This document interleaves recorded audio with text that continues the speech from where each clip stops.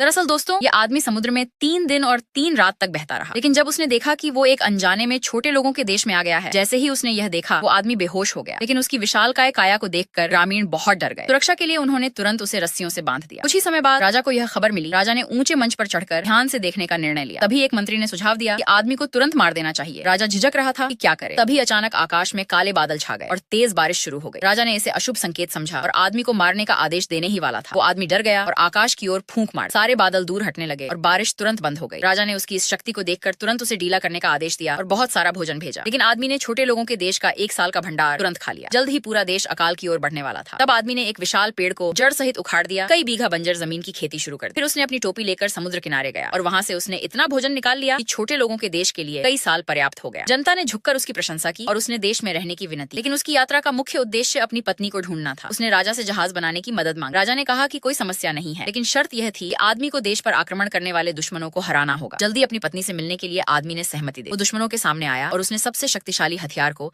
अपने ऊपर फेंकने दिया। लेकिन जैसे वह हथियार उसके ऊपर गिरे, ऐसा लगा जैसे वह किसी मुलायम चीज पर गिरा हो। दुश्मन केवल यह देख सकता था कि वो आदमी को नहीं हरा। आदमी ने बड़ी जीत और छोटे लोगों के देश लौट आए। लेकिन कुछ समय बाद राजा को पछतावा। उसे लगा कि आदमी की प्रतिष्ठा अब उससे ज्यादा हो गई है और राजा की गद्दी खतरे में पड़। उसने आदमी को खत्म करने का निर्णय तभी